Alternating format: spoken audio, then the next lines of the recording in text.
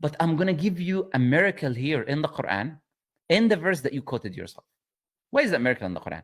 Allah says in the Quran, here He gives an example, that the human beings will be resurrected on the Day of Judgment, and they will be like those butterflies when they burst out, when they come out, when they're spread out, when they come out, when they burst out. So the Quran gives the specific description. Now, why does it give the specific description? Where is the miraculous usage? Why does it say this and doesn't say anything else? Now, let me explain something to you. Let me blow your mind, as they say, with the uniqueness of the Quran.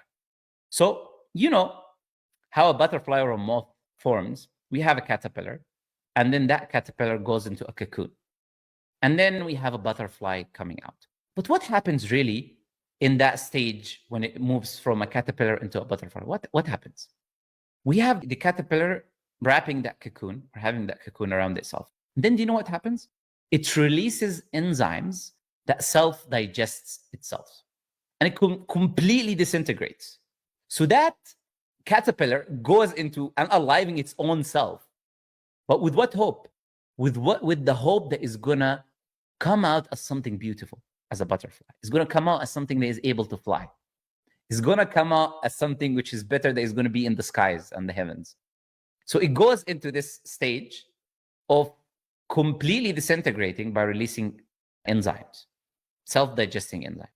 And it only leaves a few specialized cells that then bring about the butterfly or the moth coming out. So that is a description now. It's a description of something that goes into a state, into a grave, into a casket of its own. And then when it goes into that grave or casket of its own and dies, it comes out again after completely disintegrating by releasing these self-destructive enzymes and leaving only a few specialized cells. Why does the Quran use that description for a human being? Because that same exact thing happens to the human being. Look at this miraculous description. Look at this Quran that you're trying to come and talk about with complete ignorance. So the human being, what happens when the human being goes to the grave? We do the same exact thing. We are going to the grave, and the Quran is saying we are going to resurrect again. Now the human being goes to the grave, and the body releases enzymes that are self-digesting. It's the same exact thing. But it doesn't digest everything. It leaves the coccyx of the human being. The coccyx has the DNA, cell remains of the human beings. Remember, we said after the caterpillar completely disintegrates, it leaves these few specialized cells. The same thing is for the human being here.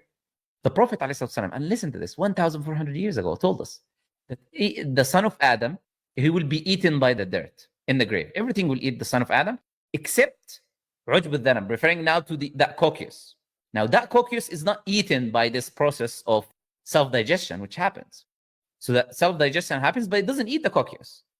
The Prophet said, from that coccyx, the human being is created, and it will be resurrected back from that coccyx that has the unique DNA of the person. So Allah will resurrect us using that. You see this magnificent description? Now, we know the coccyx, by the way. We know first that when the human being is born, there's a primitive streak. And then that becomes the caudal eminence. And then that becomes the coccyx. So the DNA of the primitive streak turns into the coccyx in the human being in the end. This is why the coccyx has the human DNA. And the Prophet told us that the human is created from that. Its DNA, the signature of the human being is there. 1,400 years ago, the Prophet told us that. And you are reciting this verse of the Quran yourself and trying to mock it.